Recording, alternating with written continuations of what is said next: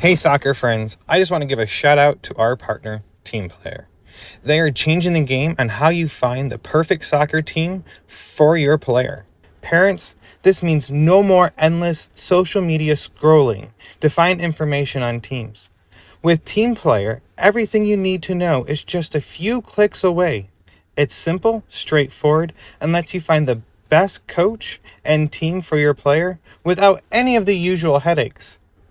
And coaches, we all know how tough it can be to get your team noticed, but when you subscribe to one of Team Player's team plans, you instantly get access to set up an online team profile that allows you to reach more potential players and showcase what your team is all about. It's super easy and lets players and parents see why your team could be the right fit for them. And if you sign up using the promo code PITCH, you can try any team plan free for 1 month. So whether you're managing a team or searching for one, come on over to www.teamplayer.us. That is TEAMPLAYR.US. And come give Team Player a look. Family-owned Soccer Innovation is your go-to source for top quality equipment. Whether you're a player, a supportive family member, or a dedicated coach, they have everything you need to elevate your game. For players, their innovative equipment are designed to boost your skills and performance on the pitch. From their agility cones to their portable goals, they have you covered. And family members, they offer durable equipment that's built to last because we know your support is critical to your player. Coaches, trust me, they can provide the equipment you need to run effective training sessions and shape the next generation of soccer players. Visit Soccer Innovations at soccerinnovations.com to start elevating your game with them. And if you use the code PITCH, PITCH, you can receive up to 10% off your next order.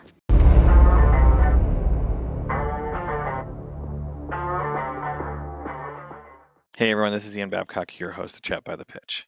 This is something I'm going to keep this very short and very simple this week. I have several interviews lined up. I did not get approval in time from my latest guest, but this is a big deal. I had 75 episodes last week. In my mind, this is really my 75th episode because my first episode doesn't count. But this is my 75th episode, 76th episode of my podcast. I'm 24 away from 100, which is a big deal to me. I didn't think I'd make it this far, to be honest.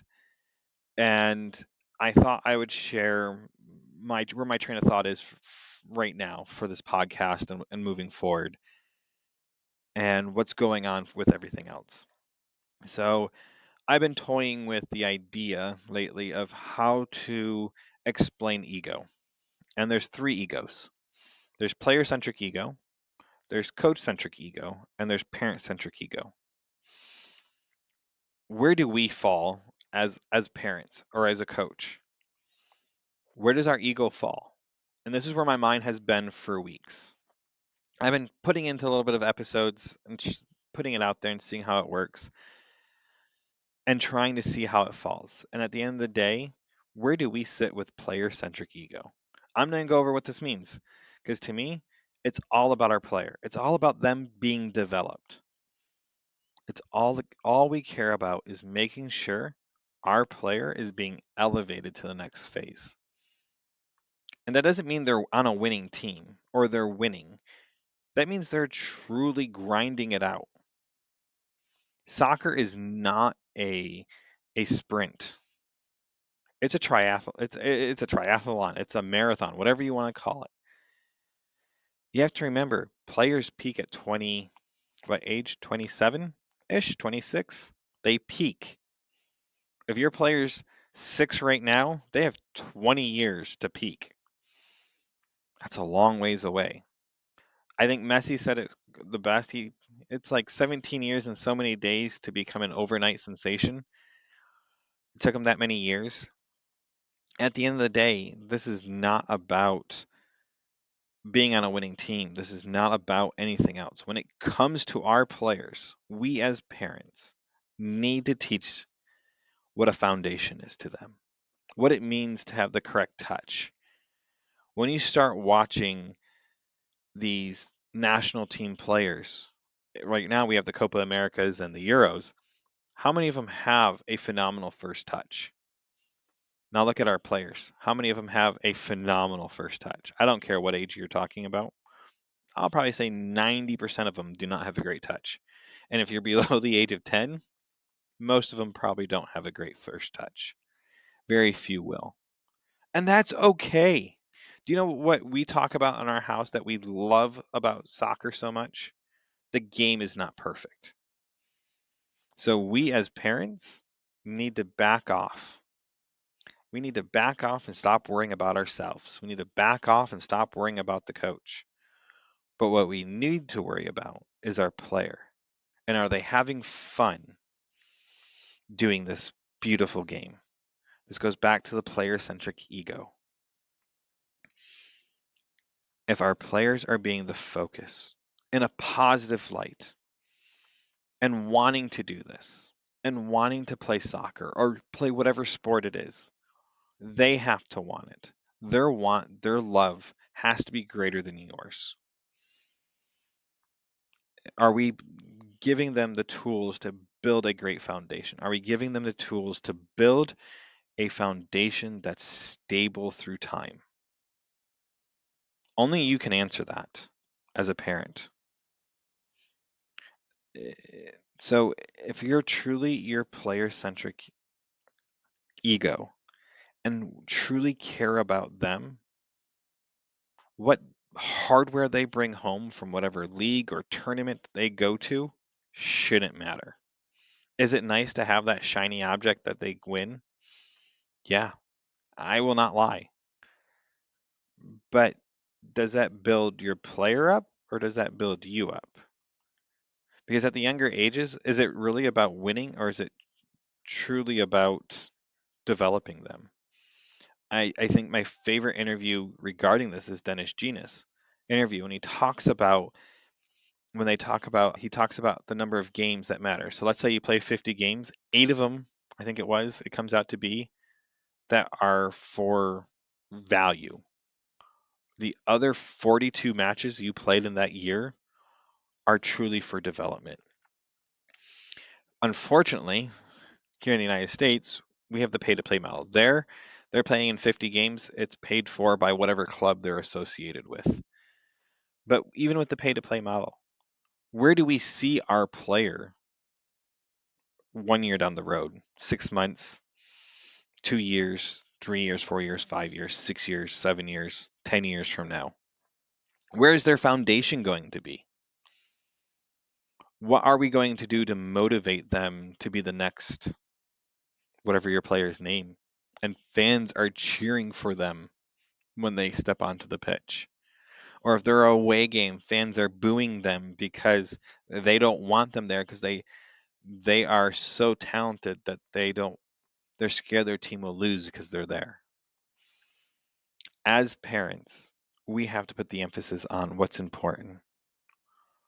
From a very young age with my son, we've made it very clear we don't care if he's on a winning team.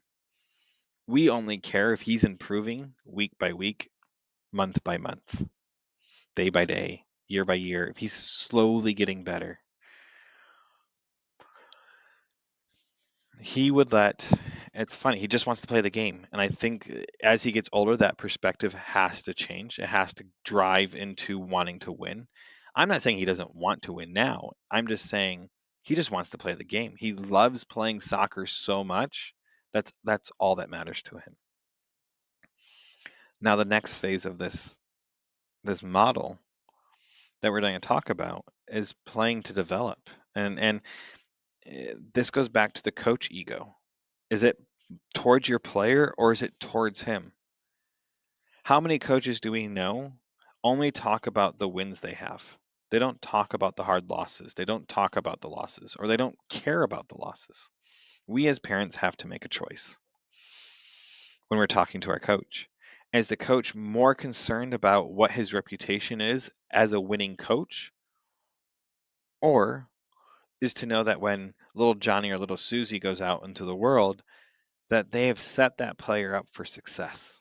They have truly developed that player to be a phenomenal player. When they go, so where did you learn that from? They can say, Coach so and so. I can tell you, my son will tell you exactly who teaches him what. And he's very proud of this, give coaches the credit. To me, that coach has player-centric.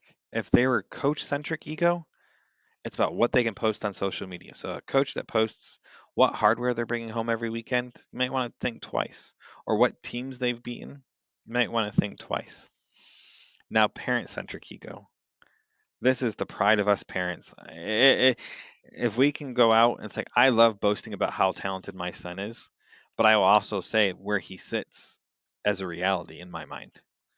And that's my opinion of my son. But at the end of the day, I want him to be successful. I want him to move to the next phase.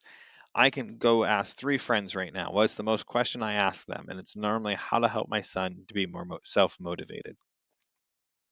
It's not even that. It's to want to go play by himself. And I can't want to play this game more than he does. He has to want it. My daughter loves to play soccer, but I think it's just having fun to her still. But that's the thing. What is the priority? And going into this tryout season that we've had, I feel like we've had a cakewalk. We've talked to several coaches. We've tried out with a couple of teams. We've talked to several parents on the teams.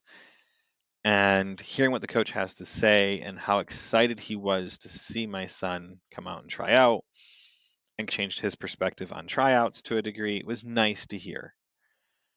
I'm not saying his old coaches are bad people. It's just not the right fit for him. And I think that's the problem. We left a winning team to an unknown team in my mind. And my son was playing a year up, and the only reason we looked at it because we were asked to go back to age. And if we're going back to age, we need to see what's out there and what's in the best interest of our player. And there's several factors that played into this, but at the end of the day, it's looking out what's in the best interest for my player. Physically, mentally, emotionally, what will help him be built up to the next layer. And it's funny because I can tell you every coach he's had has some type of good or bad build in his soccer development. And it doesn't matter. Every coach you can learn something great, and every coach you can get something bad out of. It's a matter of perspective. And looking for what they have done to build them up. Like I can tell you there's some great coaches that can develop players. Truly develop players to go to the next level. But what at what cost? And that's the question you have to ask. Now, I don't want to take up too much time because it's me rambling, I feel. But we as parents have to take a step back and look at what we're doing and what phase we're at with our players. So, U12 and younger, or U11 and younger, in my mind, you're training to train. You're teaching your players to go to practice and how to train and building those foundations. U12 to U14, you're training to develop. So you're learning how to build team tactics, individual tactics. And then when you get to U15, you're training to win. We're the only country in the world I feel like winning at all cost matters. It's great to post that, but if we forget what phases we're at with our players, they're going to miss something big. And I always find it funny. You listen to anyone talk about it's always bigger, faster, stronger players. What happens when those bigger, faster, stronger players finally has everyone catching up to them? They're no longer bigger, faster, stronger players. They're just an average player with no skills because no one has developed them because they could just run the field. Are we having those players now, and we're seeing those players now on the field struggling, and they fall out of love of the game because they're no longer the star? I think this is where Wilco talked about the squad system is so important because it allows a kid to move through different squads within the same age group, and they might be a star in one team and a support player in another, and it's just a matter of who they are. Me as a parent, all I care about right now is my son learning the skills he needs to learn and proper techniques to get him to the next phase of his soccer journey. And what is his IQ for soccer? We as parents are the only ones that can control this. We can only dictate this. The last thing I'd like to touch on is mental health. And this is a very touchy topic because this goes back to development, player development of our players. If we're building our players the proper foundation, the stresses of the games shouldn't matter. We as parents shouldn't be, I'm guilty of this and I will say it over and over again, laying too hard into our players. I don't expect my son to be perfect. I've always told him that. All I ask him to do is to, when he goes out there to go train, if it's for a 90-minute session, go train like it's for 2 hours. Go put all the energy you have like you're training for 2 hours. I was talking to a sports psychologist and he goes, the thing they hate the most is that parents say, give me 110%. It's not feasible to go train more than your body can handle. But you can go train like it's going to be a longer time frame than you're supposed to be out there. So you might be a little bit more reserved in what you do, but you're training to be playing longer. Go play like it's a 90-minute match in 60 minutes. Or go train like it's a 60-minute match in 90 minutes or something like that. So they know that they have to work very hard and very efficiently to go to the next level. Soccer Dave really changed my vocabulary as a parent, and I'm struggling with it to this day. It's how do we have words of encouragement for our younger players? And it's a fine line between being words of encouragement and then browbeating. And we as parents have to have that open conversation. I did an experiment with my son this past year, and every week I just laid into him a little bit harder about stuff, especially school, soccer. And finally, he turned to me one day, goes, "Dad, this is enough." And I go, "Son," "Son, thank you." He thought I was going to be mad at him, and I'm here thanking him. And we have a very open conversation now, about soccer. He can tell me, "Dad, this is too much," and we'll quickly change the topic to what's on his mind. And we'll talk about that and not soccer. We as parents can help build and break our players just like a coach can in that car ride home. I tried very hard for a long time before we got in the car, talk to him about what was going on the pitch. And the whole reason why, because I didn't want the car ride to be about that. Instead, I have learned we can have a conversation about it and I can lay into him about certain things. And then the whole entire conversation ends and we don't talk about it anymore. And that's because we have that relationship now where he knows that he won't get in trouble for telling me to back off. When you're having coaches now, this is where it gets tricky and hard because there's an old school mentality. When I was talking to a coach, they really pointed out that there's different forms of coaching. Here in America, we have lots of different forms of coaching, and most of our coaches did not have soccer coaches as coaches. They had football coaches. And football coaching is different than the rest of the world's soccer coaches. And there's a fine line between breaking kids and bringing them to the line of being broken versus elevating players when they are broken. And if a coach feels like they have to break your kid in order to bring them to the next phase, think long and hard about that. How much are they going to love the game if they break them? And if I hear one more time from a coach saying, like, if you can break them down, then build them back up. If you never build them back up as a coach and you constantly are breaking them down, they'll never love the game. They'll become frustrated and upset with the game and walk away. We as parents do the same thing. When you're looking for a coach, go watch them. Go watch them play. My recommendation, if you're debating on leaving a team, start in February researching. Start watching. Every coach should be a tryout when you're watching a team. I can tell you right now, there are I can tell you wholeheartedly, I can tell you one coach truly had my son's back in all the years he's played. I know there's others out there that would have his back. But I know there's one coach, I've watched him fight for my son on the sideline. Even got a yellow card over it because he disagreed with the call from the ref, because the ref kept on calling a foul on my son that was not a foul in that coach's eyes. Those are the coaches that you should be looking at. It's not the coach yelling at the ref and getting a yellow card. It's a coach fighting for something he believes in because he believes the player is right and will stand up for your player against everyone. We as parents will do anything to protect our players. Our coaches should have that same drive and want for our players.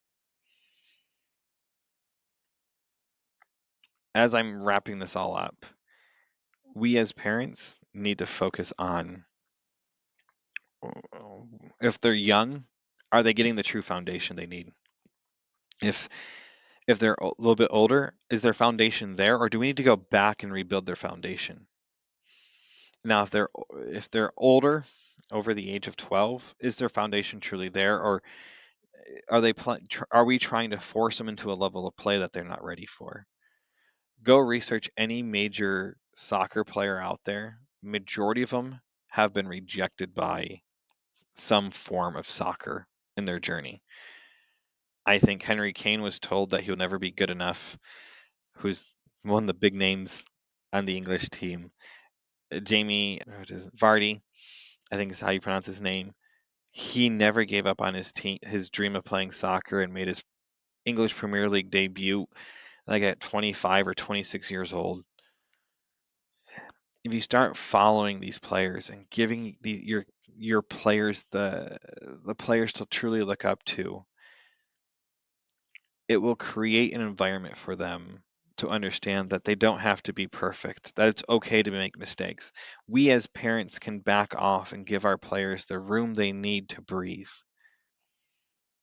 with the right amount of encouragement. And as we go back and figure out the next phase of everything, we can look at what we're doing next with our kids, what's important to us. And at the end of the day, are we building our players to be strong, healthy players?